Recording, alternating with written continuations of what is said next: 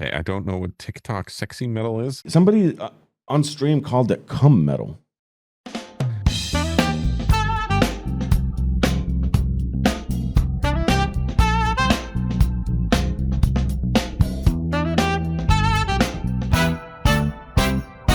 We're rolling. Hello. Hello. Hello. How's it going? I'm good. I'm going to keep coughing throughout all of this because the morning after the podcast, I was sick.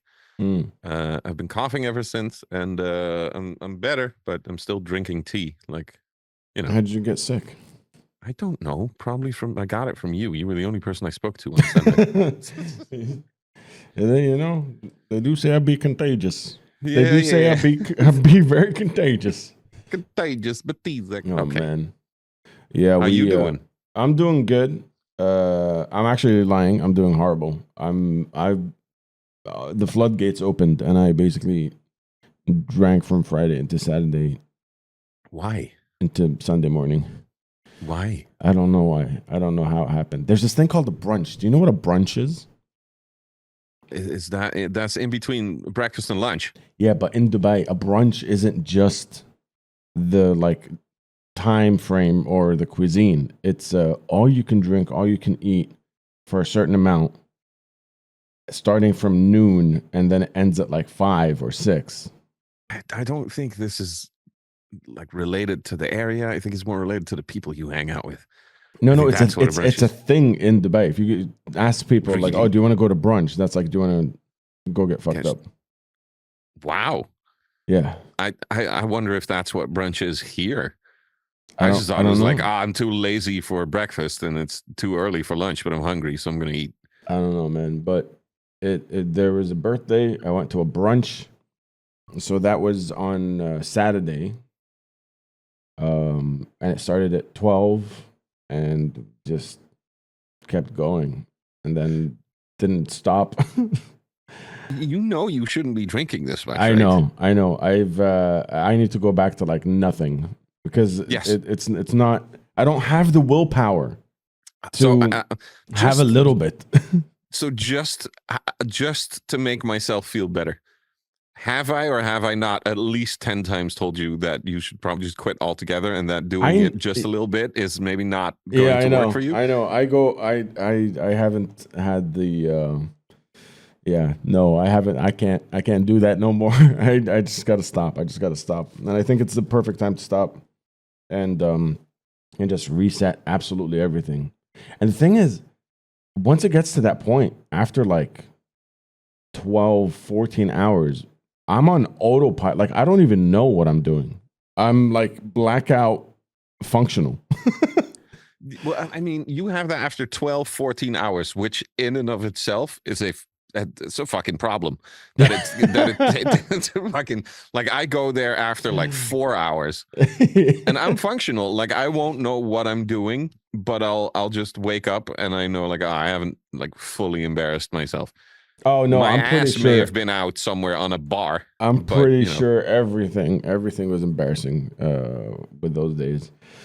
And yeah, I just need. I don't have that gene. I have all or nothing. I don't know how to be like, ooh, that tasted nice.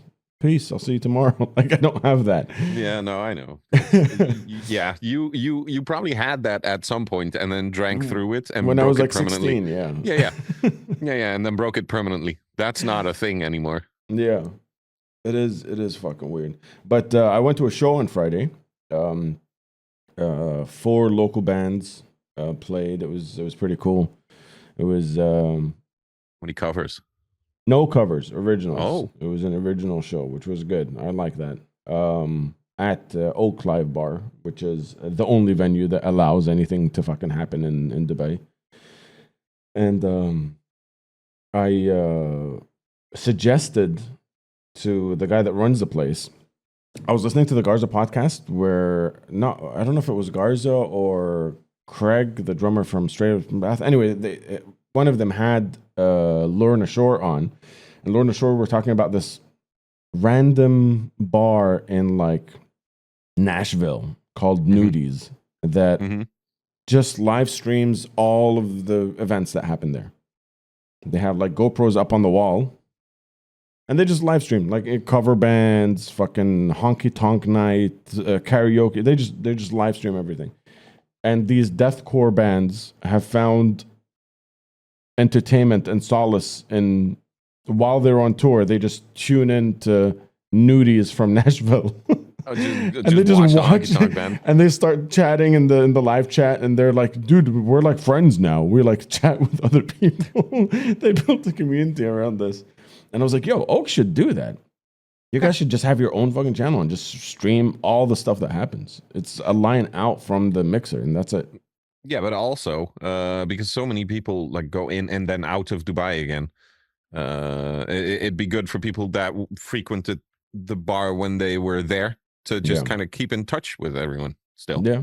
And also, if you are visiting Dubai and you're like Dubai Live venue and there's an actual live stream, you're like, oh, well, let's go check that place out. Yeah. We'll watch the honky tonk metal band do Bed of Roses. Yeah, or whatever the fuck we streamed last time. Yeah, I'm never going to get past the fact that everyone does covers a lot. Yeah. Yeah, no, I think generally speaking, that's become more, like people are being more vocal about not just doing like tribute nights and cover shows and stuff like that. So we're getting into original territory. It's a weird mix too for me to see, because so here when you have a tribute or a cover band, those are bands that are most likely earning more than your average like entry metal band. They're earning serious bucks. Tribute bands and cover bands are a thing here, a big thing, but that's all they do. Yeah. So there's no original bands going like, hey, the first 4 songs are going to be covers just to get you hooked, and then we're going to play, because nobody cares after that. They might play one cover. Like there's always a band somewhere that does like 6 of their own songs and then goes, hey, we also know this Metallica song, let's play it. And then they go back to their own material. But so in terms of having like a full-on cover band or a tribute band even, it's even a TV show here. Really? It's Battle of the Tribute Bands. So are you talking about tribute bands that like dress the part and look like they're cover bands are bands that, for at least for here, cover bands are bands that play covers. It doesn't matter. That doesn't have to be one artist that they do covers of. That's just a full night. Like you have these big party tents here for like carnival and stuff. Those bands will go in and play like all the hits that everyone wants to hear. Most of these bands all play the same thing as well. So you can hire band X and band B and put them on different venues. They'll basically play almost the same set list. There's always Bruno Mars in there. There's always like Narcotic from Liquido in there. All these songs get played. What's funny is those bands here are called brunch bands because they're the bands that play at these brunches.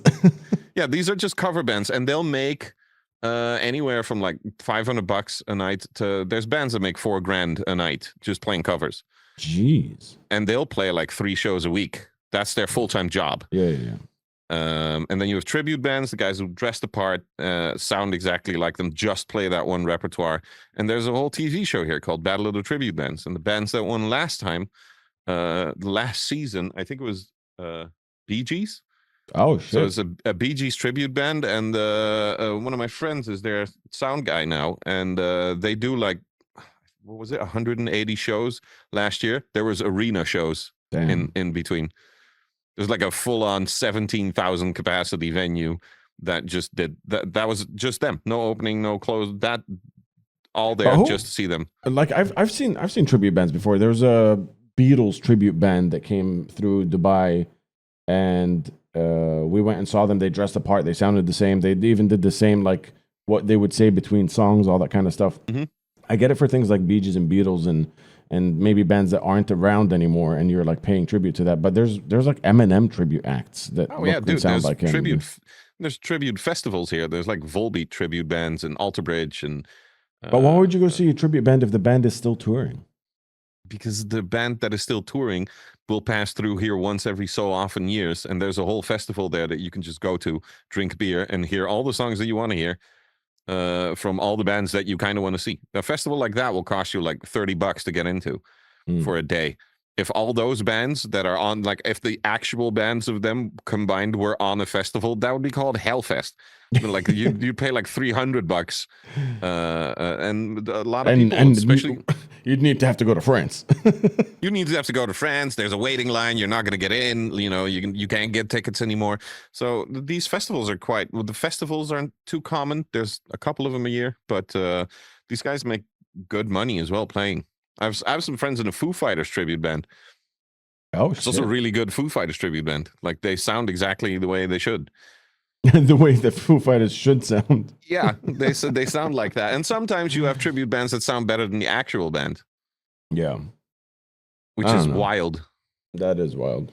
I can't imagine getting excited about going to see a band that dresses the part, sounds the same, all that stuff, but they're just not them. It's just kind of something weirds me out about it. Yeah, I don't really get excited. The only thing that I like seeing sometimes are mashup bands who make, like, they're cover bands, but they'll make weird mashups of songs. It's like a live mixtape. Like a medley of a bunch of different things. Yeah, it'll be like a 2-hour medley of fucking the wildest songs you've ever heard and the biggest light show you've ever seen. And that's okay. That I find that fun because it's a little bit more creative in my mind as well. Like a tribute band, you're just playing what somebody else wrote. Yeah. As impressive as the playing might be, the creativity is not. It's not creative. A bunch of people are going to lynch me for this, but it's not, because you have to change nothing and write nothing. Because if you change something, it's not a tribute band anymore. And if you write something, that's called you are the Beatles then. Like, that's not gonna. So you just play what you're. And you're not even deciding how to dress, because that's what they wore. Yeah. Yeah. So the creativity is a bit out. With the mashups, it's a little bit more. Those are fun. On Friday at the show, something that I've never seen a metal band do before, at least in my experience, the opening band brought a dancer on. That's cool. I've seen that happen a couple of times, but it can be really cool. Like a contemporary dancer was just like busting moves. That's right on stage. This is me busting moves. I'm gonna say this is not what she looked like whatsoever. If you're watching the video, this is probably what people saw this weekend of when you were drinking. You busting moves. Yeah, this is what people saw on Saturday night. Me just busting moves. A horrible look. It's not the best look for you. Yeah, but I was surprised at first. I was like, what the fuck's going on? And then it kind of worked. Fun. Yeah. And new stuff is fun. When you overdo it or do it too often, then it gets annoying. Like Avatar used to bring along an entire circus as an opening act, which was like super cool. Yeah, it's like super cool to bring all these people along. But if you do it for 3 tours in a row and you haven't changed your set list, then that kind of gets old. Yeah. I don't know who they bring along now, or what they bring along now, but I know they had this weird circus act open, which was genuinely really cool. Very creative, fun idea to do. Not the best for if you're a local band and you want to open for Avatar. Yeah. And you go like, no, you can't because there's a clown. That's. I'm sure that's not what they said, but like that would hurt me. Like, I want to open for you guys. You can't. We already have a clown. Leave me alone. We can't do circus back to back. But we're not a circus. This is what I look like. One. Sit down. You look like one. Sit down. Is being called a clown one of the most offensive things that anybody could say? I just feel like if you call somebody a clown, like, oh, stop being a clown. It's like, hey man, that's rude. I can think of a couple more that are a little bit more offensive, maybe even in Arabic. I can think of a couple. No, I'm not talking about like the vulgarity of the word, but like it's just like it's so dismissive. It stings. That would sting me if someone said you're a clown. You know what I mean? It's just dismissive. It's like, oh, whatever you do from this point on is null and void because I've already labeled you as the clown. I that one hurts, and then the one. But I like using this. Nobody's ever said this to me. But I like using this when people are like a bit too full of themselves. Like the guys or girls who do the whole and then just Wait, you have to repeat that. It cut up. The guys and girls who do what? The guys and girls who go like, do you know who I am? Oh, I get that. I get that. Those people, I like saying before they can say it. I like saying, "Listen, man, can you just quickly tell me what you do? Because I have no idea who the fuck you are." Like that, and you're so close to my aura right now. Yeah. Like you're in my space. The people crumble when because you can tell, or sometimes you know the person because you always know the person. And sometimes you will know in advance that that's kind of the personality they have because you've been told by several people, and then just to fuck with them, just go like, "Hey, you're in this conversation. I have no idea who you are. Can you just, I'm me. Who are you? Like, can you explain?" People just crumble, man. If they're too full of themselves, they like, how dare you not know? Yeah, it's fucking that's amazing. That one might hurt more than a clown, but clown is, I guess, a close second. Yeah. I think it is a close second. The anything dismissive, I feel, is very like, even if you say, "Oh, that guy's crazy," it's just no, motherfucker. Whatever you say after that, you sound crazy. Yeah. Anything you say after clown or crazy or just dismissing somebody, you're like, no. And you're like, oh, that's exactly it. And then look at him, like he's a clown.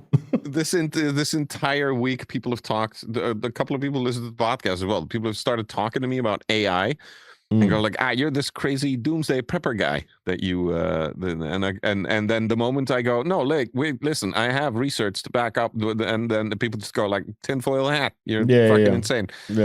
Yeah, we got shout out to anybody that's listening to this that has already reached out to us or sent us messages or shared the link and all that stuff. We really appreciate that. That first episode was a lot of fun to put out, and I think we're like fairly comfortable with everything that's been happening. It's only episode 2, but like everybody's like, "You're so open and honest," and I'm like, But we always have been, I think. Yeah. Especially for bearded men nearing our 40s, we're way more open than our peers who are sometimes online. I like we don't really hide from a lot of things. I did get yelled at after the third podcast because we were talking about Fuzzy. Yeah.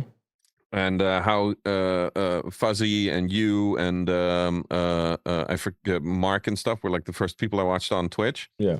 And I got yelled at by Ivana. So I'm sorry, Ivana. You were definitely one of the first 3. I'm very sorry for not mentioning you. Thank you for listening to the podcast.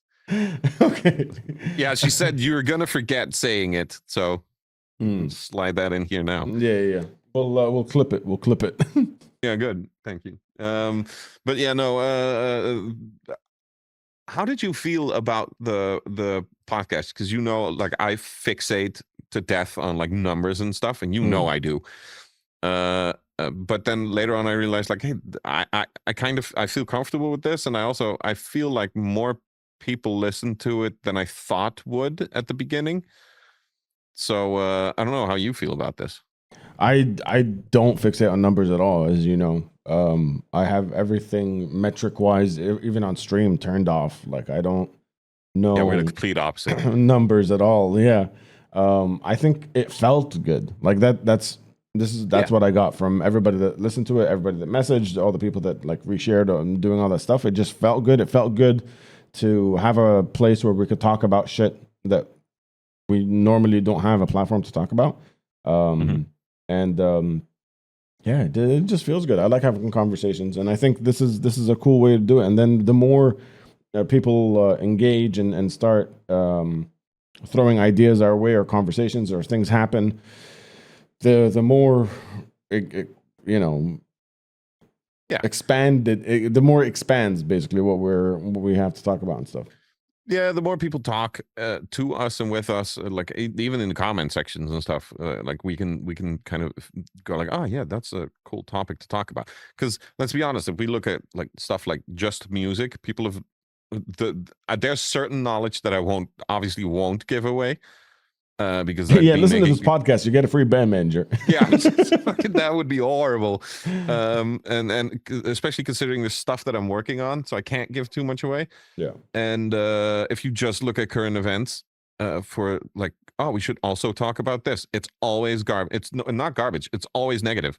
It's always negative. I was about Nothing to in the ask you world. if you saw the fucking shit that went down in Australia this morning. Yeah, dude, I saw. I saw the video of the guy taking the guy down. Yeah. Which shout out to that guy. Fucking Australians are built different. That Bro, only that in guy's name is Australia. Ahmed Al Ahmed. Who took him down? Yeah. Dude, shout out to that guy, because nowhere else have I ever seen someone take down a gunman. Can you have a more Arab name? I don't think that works. Actually, what's that actually his name? It was 100%. That's what I read. Anyway, I haven't fact checked this myself, but yeah, his name was Ahmed Ahmed, which is what we call our bot on stream.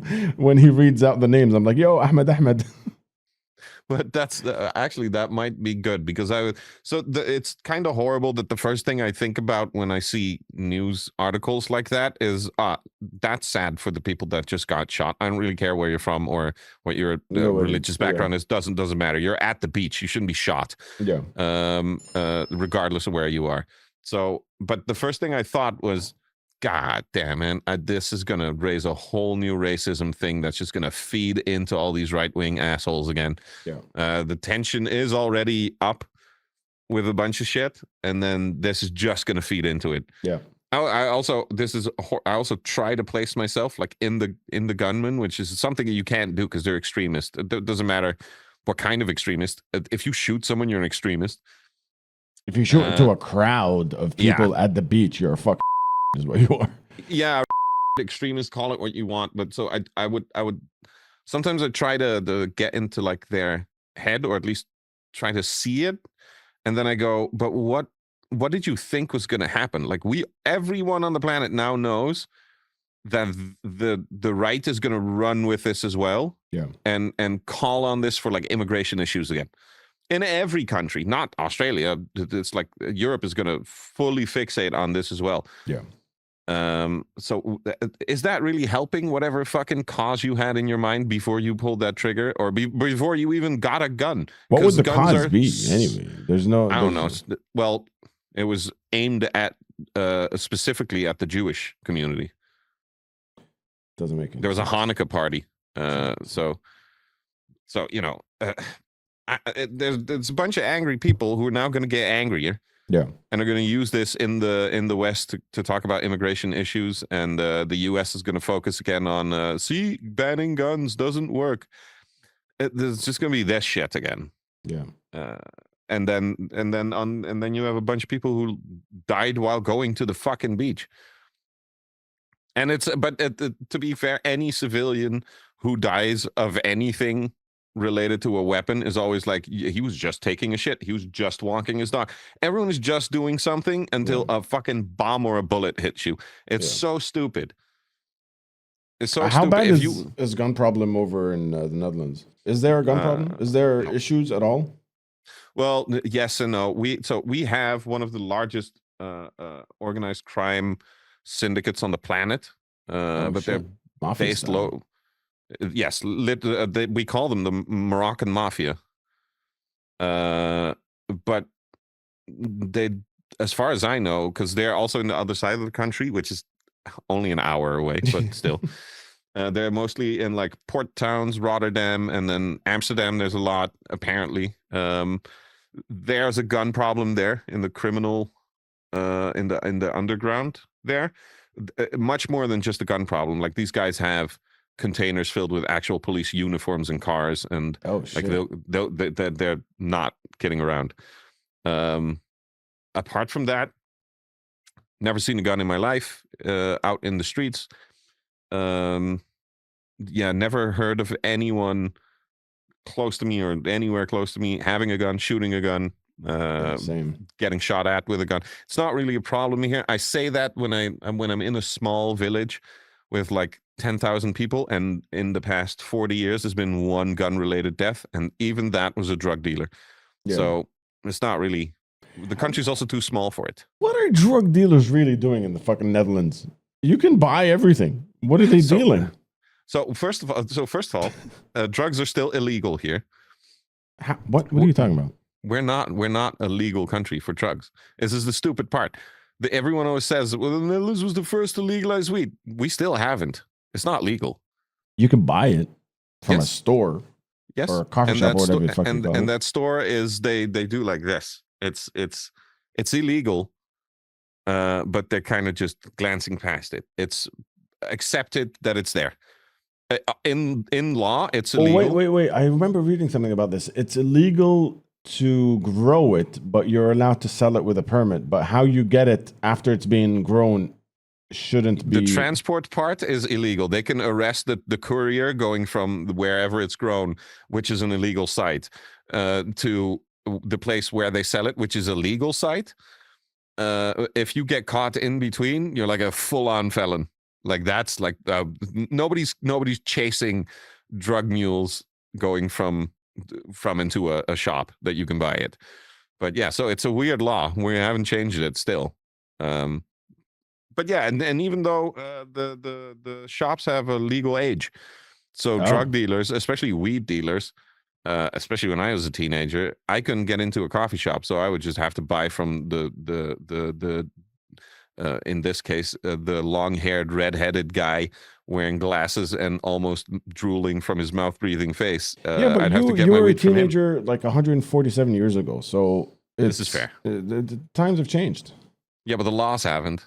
So still the same law. Yeah, no, it's yeah, no, we can buy that stuff here. There's a lot of hard drugs problems is more common in the west of the country. I'm not in the west. I'm in the redneck part where alcohol is more of a problem for my kids. people.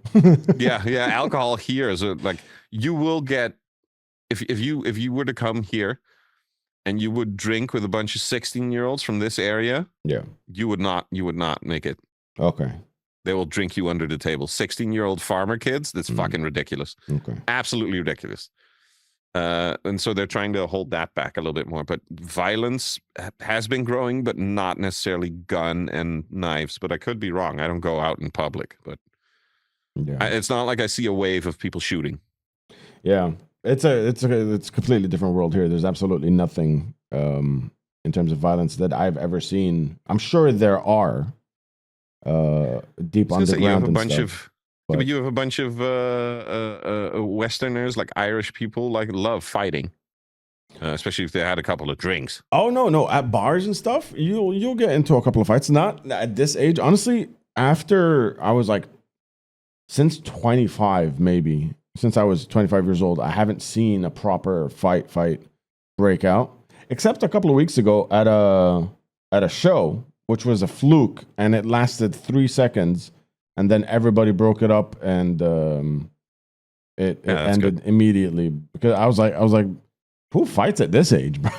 Yeah, you're hurting your hips like this. Shut and up. me in the middle, just like trying not to spill my drink. Like, no, back up. Just making sure that my drink's all right. Yeah, back up. Stay away from me. Get away from my drink. You know how much it costs? Yeah, no, I don't. Yeah, no, I don't think violence at our age in bars and stuff happens here either. Yeah. Well, it does, but not often, at least. I mean, I used to get into a lot of fights when I was teenager into my like mid to late 20s. I used to get into fights.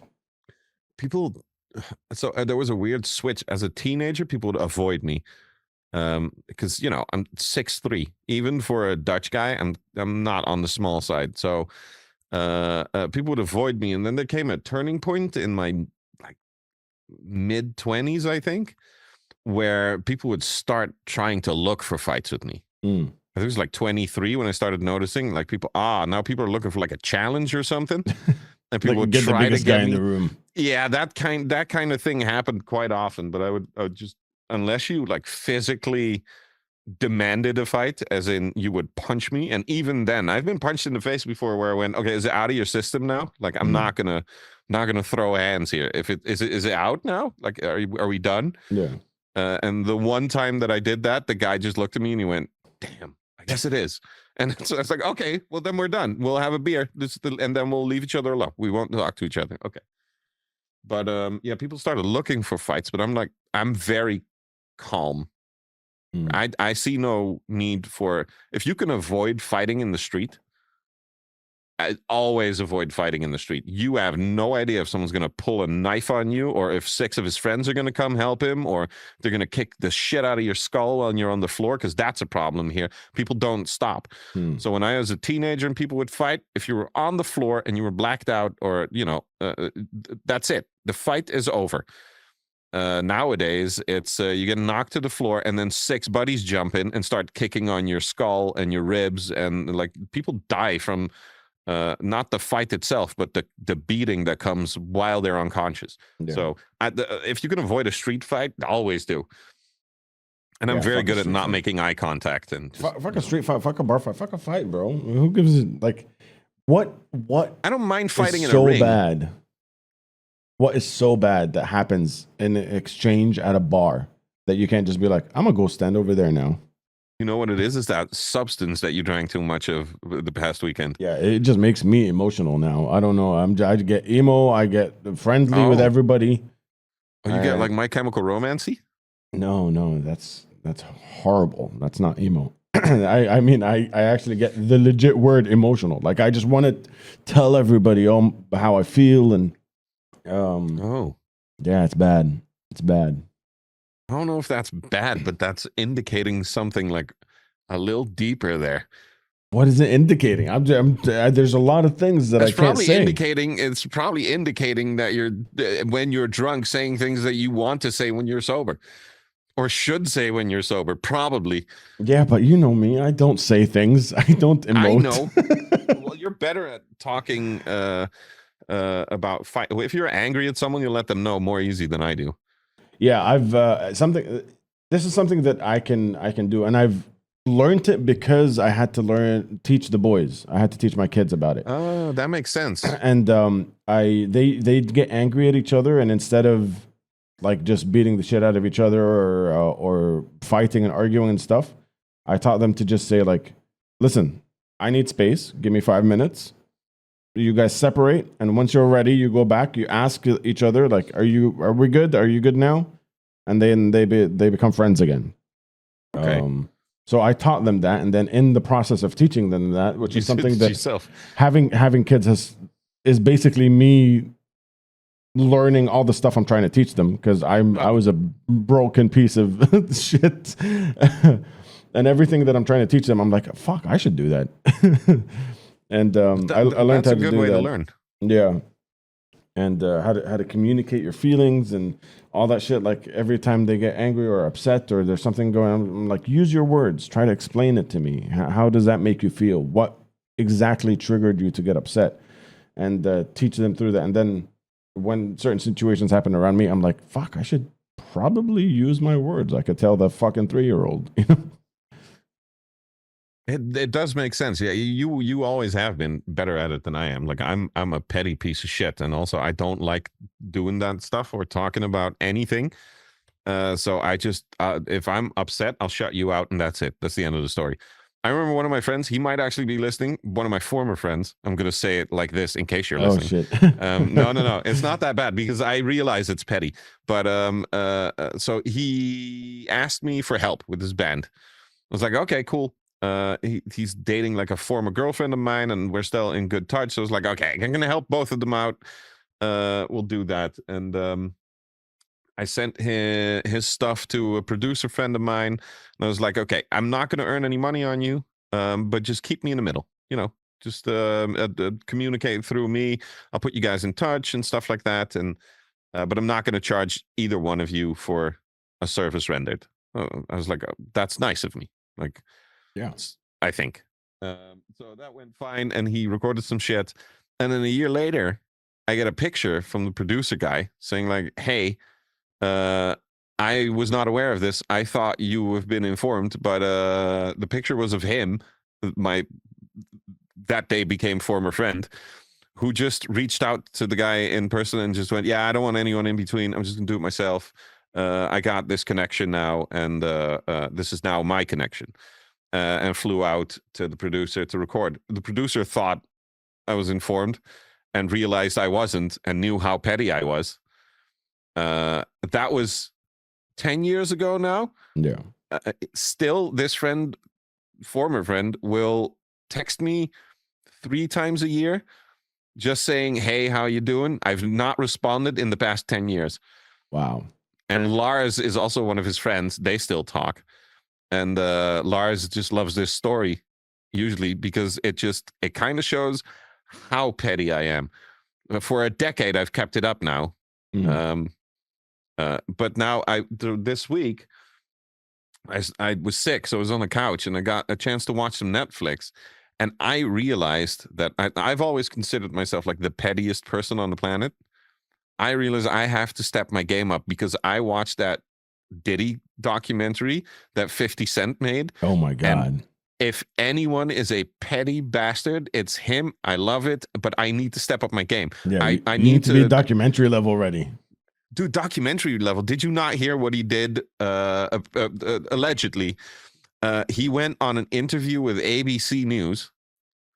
You know the specific reason why? Because that's the channel they get in jail, just so he was sure that Diddy could see it. That's incredible. That's like apocalyptic level petty, dude. That's fucking amazing. Yeah. I love that. That documentary. I love that stuff. How'd you feel about that documentary? I mean, everyone is online is saying like, "Oh, it's groundbreaking. Like, it's never seen this before footage." I learned nothing new about Diddy, other than the fact that like I already knew he beat women. He's a piece of shit, probably responsible for multiple deaths. Yeah. And dude has a weird obsession with baby oil. I learned all of that from the first documentary and the lawsuit, and now I learned that and that he admits to most of those things in the documentary. But I already knew this, so I did like it though because the Pac and Biggie thing. The Pac and Biggie thing never was said straight up. Like Keefe D interviews and released from the interrogation, all that stuff, but nobody ever put it together in a fucking documentary like this, where it was back to back, footage of what happened, interviews from Pac, interviews from this guy, cut to this, Diddy's flight getting canceled to London, and him saying, "Oh, you got to stay in LA." Then motherfucker doing the chicken dance the next day, basically. Whatever the fuck that dance was. The way it was flowing, I was like, this is cool. Like, as somebody that loves documentaries and makes documentaries, I was like, this is nice. It is all in the edit though. Yeah, definitely. And also all in the fact that this motherfucker did like 10, 15, 20 years of research secretly behind the scenes just to get back at someone, and nobody really knows why. Was it really because he wanted to take him shopping?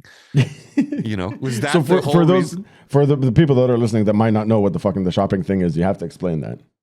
So apparently at some kind of fucking party early on, Diddy said to 50, said, "You made it, now I gotta take you shopping," which he thought was very derogatory and like demeaning thing to say. And I was like, I'll buy my own shit, motherfucker. But yeah, what the fuck are you saying? I have my money. And also I think, didn't he sleep with his baby mama?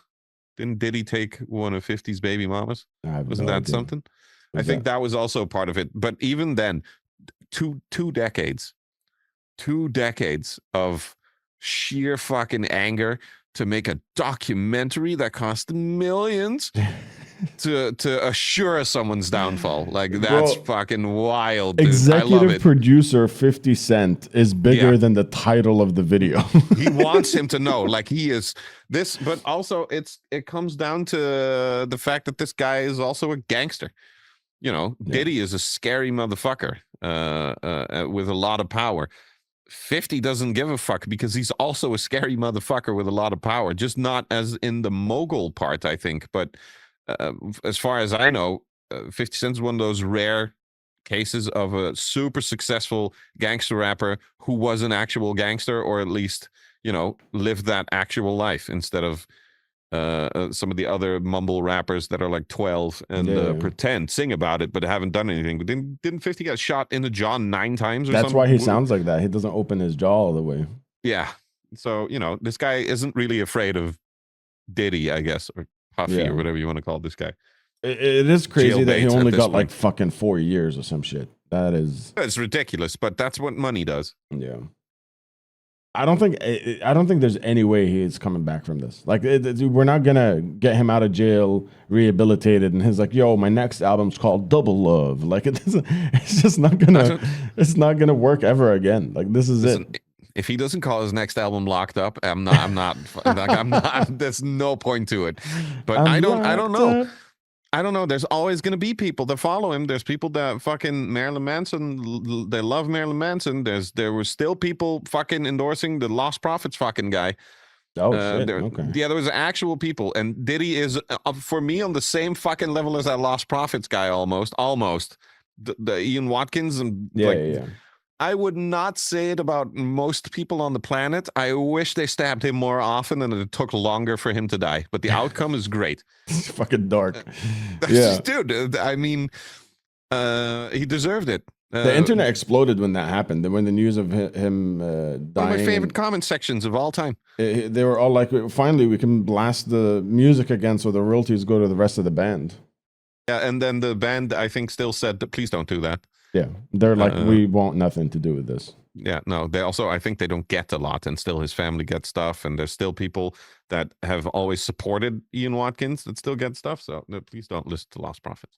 Yeah. Diddy, I don't know. He has so much money that he could make a comeback, but it's not going to be as big as Diddy was. Is he? Was he a billionaire? He was a billionaire, right? Yeah. It had to be in the 100%. Billions. Yeah, 100%. He made the fucking Biggie pay for his own funeral and refunded himself, or paid it out through the Biggie estate. And yeah, he didn't pay artists, and he's a piece of shit. He, like, you know, he's not a predator in the music industry. He's like all of them combined. Like, he's the predator. Yeah, no, he's not even the. He's them. He's so many of them. He's the sexual predator. He's the managerial predator. He's the royalty bastard who won't give you your money. He'll kick the shit out of you for recording. So he's also the studio bastard, the record label bastard, the fashion asshole. Like, this guy did everything and everything badly.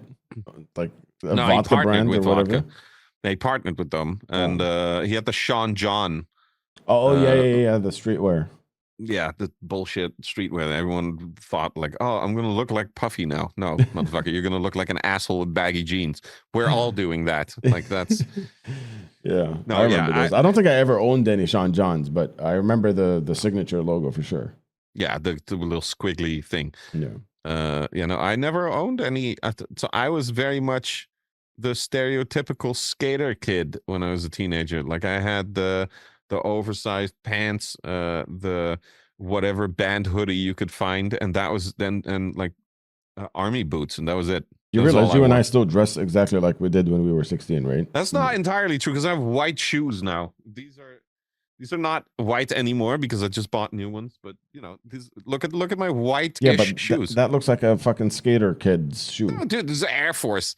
This is like the skater kid with some money. This is a semi-pro skater kid. This is the opposite of what it was. No, I had the Vans. I rocked the cargo shorts and whatever band t-shirt was laying around. A hoodie is preferable for somebody my size in general. But I also live in the desert, so I can't wear. Yeah, I was gonna say we dress the same. It's just that you have shorter clothing, like you have cargo shorts and a t-shirt, and I have a hoodie and jeans or oversized jeans. That's why I love going to fucking Europe, because I'm like, yes, I could wear all these fucking hoodies that I own. You don't love going to the cold, because I remember you going to the States. Oh yeah, and you complaining for the first, I think it was 2.5 weeks, about how cold it was daily. It was disgusting. It was horrible. And then you mentioned the temperature, and I was like, that's 7 degrees warmer than it is here. Yeah, it was like -5, -10 Celsius. And it was -5. I was freezing. I wore everything. But I was happy. I was cold, but I was happy. Like, I would wear all the shit and walk outside in my boots and stuff. The issue with the heat is, you know, you get cold, you put clothes on. Yeah. The heat. What am I going to do? There's a point in time where you can't take any more clothes off. You're done. Yeah, no. Yeah, that's why I don't like the desert. Yeah. You can escape the cold. That's why everything in Dubai is fucking air conditioned, blasted with air conditioning. Yeah, but that makes me sick as fuck. Yeah, everybody that comes here for the first time gets a little sick. Yeah. I get sick just putting the air conditioning on here in the summer. Yeah, no. And here, like, I can't sit in the car. Like, I can't walk out of the house and get in the car and start driving in the summer. Yeah, I turn the car on and turn the AC on and then come back inside the house, make my coffee or whatever it is, or, like put my shoes on, like finishing touches, and then walk outside and get in the car. And I know a lot of people that have gloves in their car. They put it in the glove that box because they just have to wear the gloves. They can't touch the fucking steering wheel after. Glove box. Yeah. Oh, is that why it's called the glove box? I don't know. That makes so much sense. They put gloves in the glove box. I did just hit me. Like, is that why it's called a glove box? I'm not sure. Why is it called the glove box? I don't know. I have no idea. I've never had gloves in my glove box. I have a shit ton of paperwork for the car, and maybe something that I once forgot and thought I don't know where to put it. I'll shove it in there, and then forgot about it for 7 years. Now I can't stop thinking about the glove box. Where does it originate from? Where's my phone? Did old school cars need gloves? And they called sports it a gloves. glove. You had a glove box? Like sports gloves. Why is it called a glove box? I'm just gonna look it up because now I'm like, in the early days of automobiles, it was a storage compartment specifically designed for drivers to keep their driving gloves, which were essential for warmth and grip on cold or slippery steering wheels, often metal or wood. So all these people that have the gloves in their glove box are actually doing it right. Yeah. As cars became more enclosed and driving gloves less necessary, the box remained, evolving into the general storage area for documents and other small items we know today. But the original name stuck as historical vestige. Vestige. So isn't that the guy from Bad Omens? Sounds like a sleep token member. Fuck, is it me or is it? I can't keep those two apart. Bad Omens, Sleep Token, and there's a third one that is in that like TikTok sexy metal realm. Okay, I don't know what TikTok sexy metal is. Somebody TikTok, but on stream called it cum metal. I've heard that phrase before. I think it's from Metal Burb. Yeah, they called it cum metal, and I was like, "Is that a thing?" They're like, "Yeah, all these bands that are like sexy on TikTok." So okay. you know that they're sought after. Like people are legit in love with these bands. Oh no, the in love part. I just kind of no, I didn't know that. Yeah, there are people that are like obsessed. They want to fuck Vessel with his mask on. I mean, I guess Corey Taylor gets that as well. Yeah, they used to. Used to. I know a lot of people that as soon as Jim Root took his mask off, they're like, "Oh shit, no, put it back on." Poor Jim. Poor James. Fucking hell. No, I know. What I do know is that I think it was Bad Omens who played here last weekend. I'm not sure. And I knew that they were going to play here because Caro went. But also, I went through my Instagram feed and clicked through the stories, and I saw so many people who I've heard say in the past, like, metal is just a bunch of noise. Why are you listening to this? Why don't we go to Taylor Swift's album, her concert, or Bruno Mars? Or so many people who have publicly hated on metal at these shows, just drooling over these shows and like, oh my god, he almost touched me, and I was like, what the actual fuck, man? Listen, if it's a good gateway band, I mean, if it's not a gateway band, Bad Omens and Sleep Token get more people in through the door like Linkin Park did, and then they end up being fans of metal and start checking out local bands and checking out heavier stuff or whatever it is. For the people that I mention, it's not a gateway band. The fact that they might be a gateway band for younger people, definitely. I'm not against Bad Omens or Sleep Token in general. I find it, the whole gatekeepy thing, I find it still stupid. It's ridiculous. And it actively does not contribute to whatever the metal industry is. Yeah. It doesn't. It's never contributed to it. It will never contribute. You just want to show off your edgy fucking self, saying like, "Hey, I only listen to this stupid fucking black metal band that I discovered that records underwater on a Tascam recorder from 1992 Yeah. and releases it on tape and or vinyl, but you can only play with a stick instead of a needle." Like this stupid shit. Yeah. Like, Yeah. and if it's anything else than that, it's not metal. If you want to listen to Sleep Token and you want to listen to Bad Omens, you want to rock their merch and fucking go to their shows and profess your love for them, as long as it's not going into the creepy atmosphere and you're not a stalker, fucking do it. It's you I should agree. like the music that you like. It doesn't even have to be metal. If you want to go to a Justin Bieber concert, you go to a Justin Bieber concert. Be yourself. The fucking I don't care. Music is music. You like what you like. It's fucking dumb to the gatekeepy thing. Oh, dude, I always see the same person in my head in front of me. It's always this lanky ass, long-haired, black-haired motherfucker with the long Matrix coat on, just going like, "Hey man, that's not cool." Or the guy with the battle jacket with 700 buttons, and he can name every goddamn song of every band on that battle jacket. I like those guys. Yeah, I like those guys, but not if they're gatekeepy. If they go hey, because these sometimes are the same guys who go, mention three songs of this band because you're wearing their shirt, motherfucker. You know, because people have once someone has done that to me. I wore an Entombed hoodie, and I was actively talking about how I don't know too many songs by Entombed, and this guy went, "If you don't know these songs, then you shouldn't be listening to, or you shouldn't be wearing their merch. That's a sellout." I said, first of all, if I would have bought it, then that would have been contributing to the band.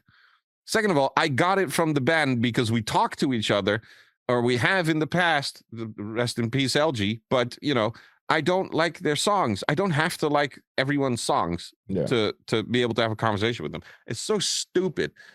Oh, it really annoys the shit out of me. I can feel it. I can see the gatekeeping thing is so annoying. It's one of the You're things good. that'll set me off on social media as well. Like, I'm a sour asshole in comment sections.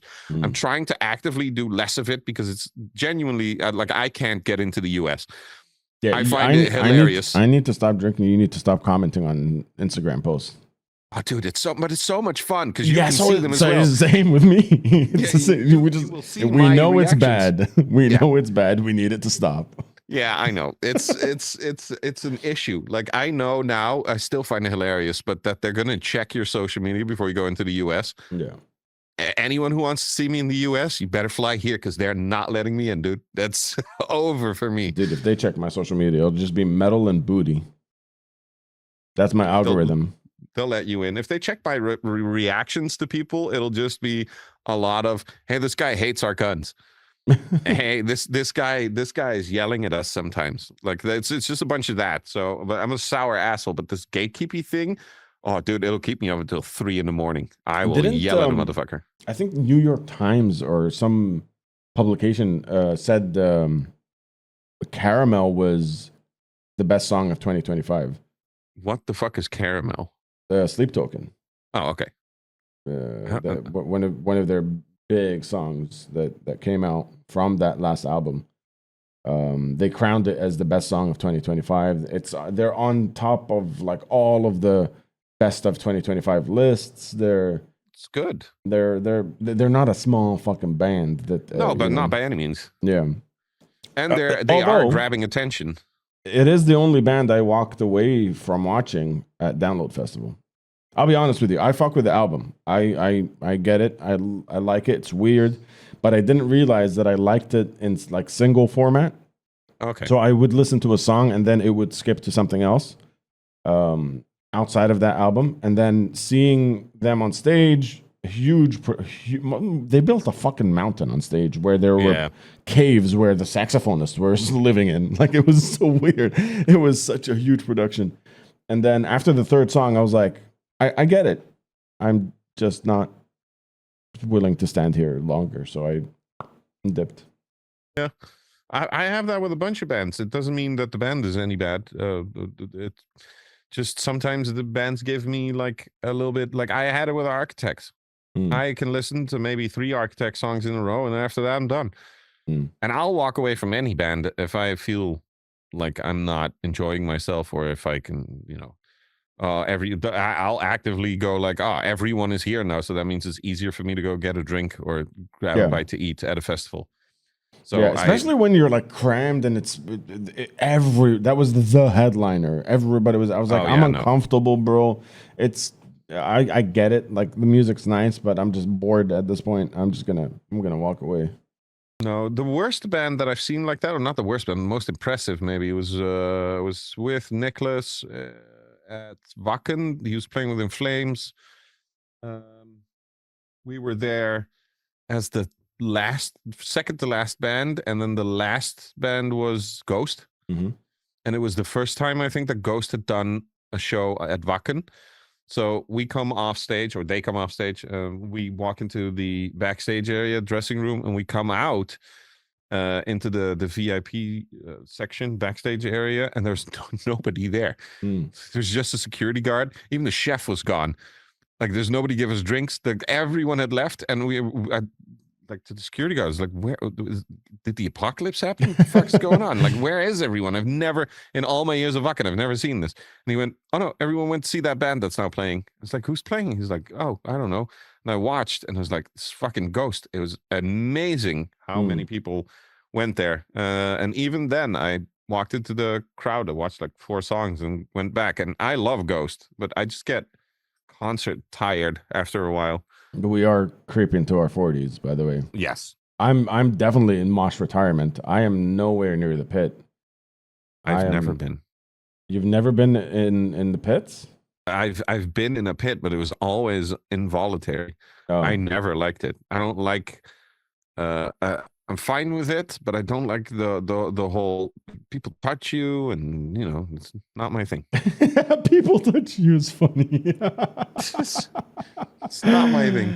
No, I was a pit guy. I was get me in the pit. You seem like one. Fucking let's have a party, And through the years, I was like, all right, I'll be on the outskirts of the pit, just pushing kind of back at the people that fall, picking anybody up.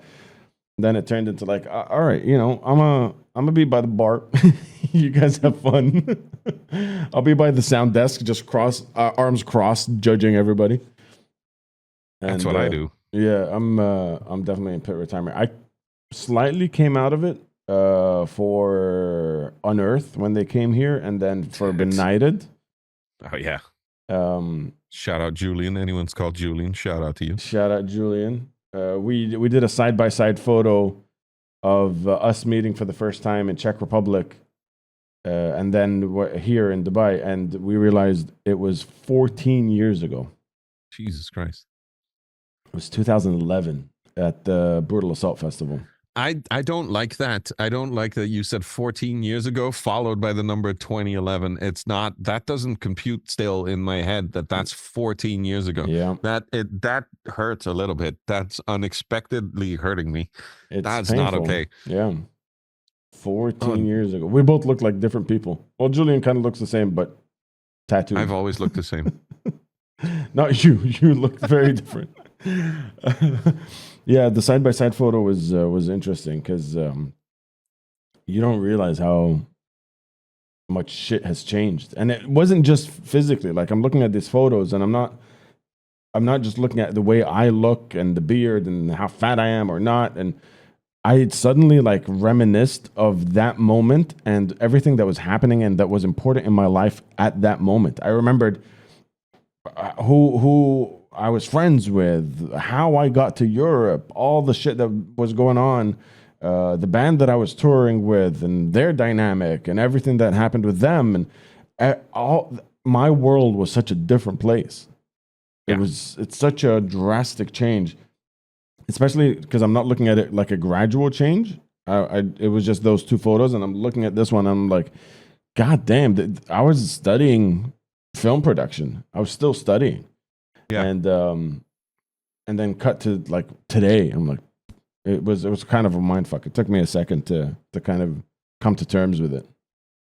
I get what you mean, because I'm going through it now, and this is a tricky one, because I'm going through that exact thing on an almost daily basis at this point, because of something that I'm doing. which I can't tell you what I'm doing. Well, probably no. I don't even think you know yet. But Mysterious. yeah. So it's listen. The last time I said I'll tell you what it is when it's time, turned out to be fun as well for everyone, because that was, you all love that album now. Yeah. But I'm going through it now Do continuously. you want to tell? Do you want to tell them what you're talking about? Because That was the Halo effect. I spent a year saying like I can't tell you what it is, but it's going to be good. Maybe even longer than a year. That's what I'm doing again now. I'm not saying it as much, but something like that is happening again. And it's putting me in a weird position where it's forcing me to look back at like 10, 15 years ago myself and going like, oh shit, man, so much changed. And it feels like that was last week. Yeah. Like not yesterday, but like a week ago. Yeah. And even looking at my old company, I can see like company updates from because that still exists. The DJ company, and I still see their updates sometimes, and I go like, that was mine last week. And it's like, no, that hasn't been yours for like 12 years, dude. It's fucking, you sold that in 2010 or something. Like that's 15 years.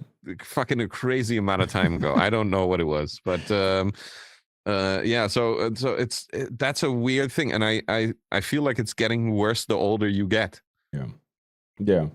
And for me, I told you, like, these days I'm very introspective, and this is why, like, the drinking thing has to stop, all that stuff has to stop, because I feel like I don't remember a lot of the things that have happened. I've poured memories down my neck, literally, and pissed them out. Like, there's so many things that I want to be alert and aware and around for, that looking back at a lot of memories and stuff like that, I'm like, I know I was there. I can't tell you what I fucking said. I don't know who I was talking to. I don't know what the fuck happened.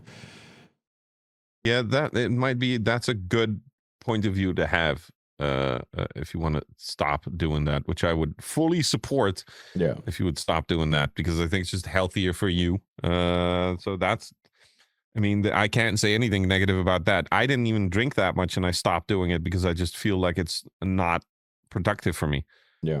So, I was a stereotypical teenager dude. I would go out and just drink myself shit-faced Friday and Saturday, and then kept on doing that for a long time. And then now I realized, like, hey, if I don't drink that much on a Friday or Saturday, and just, you know what I can do? I can wake up the next day at like 7 a.m. and do shit with the dog and the animals and stuff. And I can just, there's a whole couple of hours extra that don't seem that important, but over the years will add up to like, oh, I've had months more days in my life than if I would just sleep in. I forgot where I saw this, but somebody said drinking isn't fun in the moment. You're paying debt, basically. It's a debt that you're gonna have to pay the next day. Yeah, with the hangover, or your body fucking up, or memories gone, or you doing something dumb or saying something dumb because of drinking too much, all that stuff. And that really resonated with me, especially this time. And that's why I think this hit me like a fucking ton of bricks. I was just like, oh, I woke up today, I'm like, I'm not doing that anymore. You just lose so much of your life like that.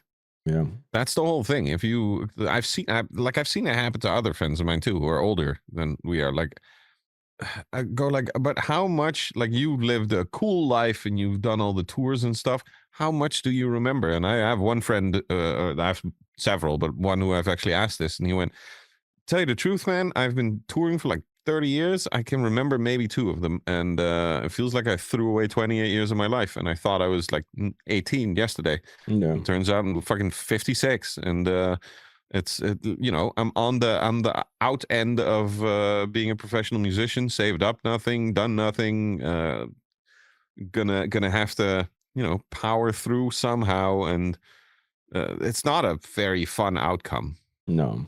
So, definitely not. Drinking's bad, okay? Drink is bad, kids. Don't drink. Yeah, especially because we're creeping to the 40s. I already have anxiety about it. I was never supposed to make it this far. I was never supposed. My brain ended at 20. Like I thought that would be it, and then I'm a few years away from 40, and I'm like, how, why, Yeah, how I did this never planned this happen? far ahead. Yeah, I don't know. I don't know what I'm doing. I feel like not only do I remember things like they were yesterday, I feel like I still think like it's 20 years ago. Yeah. Yeah, I had a reunion, a school reunion a while back where I thought, oh man, I'm going to have to sit with these people and I'm always the outlier. And this was school and these people all have like actual jobs and they're going to talk to me about running a company but they're all successful business people. But as an employee and I was like they planned all this shit ahead from high school on and then I sat with everyone and it was like these people are all the same age as me. They have no fucking clue what they're doing. Yeah. Nobody knows what the fuck they're doing, man. Yeah. Nobody has any goddamn idea what they're doing. It's all so if you're listening to this and you're like in your early 20s or like late 18, 19, early 20s, stuff like that. If you're around that age and you go, I don't know what to do with my life, it doesn't matter. Nobody fucking does. Nobody does. I don't think anyone does. You kind of just roll into shit. At least I have. Yeah, when I was a kid, I used to think people in their 30s like had their shit together, understood the world. They knew all the answers. And then when I was in my 30s, I'm like, I don't know shit. Yeah, I don't know. I'm sitting on here on the internet yelling to people. That's what you have to stop. I will. I've been cooling down on it as well, on the yelling at people. I now actively go, not this topic, not this topic. So I'm trying to keep it just to like music stuff. And then maybe that will slow down, but that's always going to get me. But like I used to react heavily to anything political. So I've stopped doing that now because it's always going to bite you in the ass. Nobody's going to be happy with you. And you're not going to change anybody's mind. Nah, it doesn't do anything.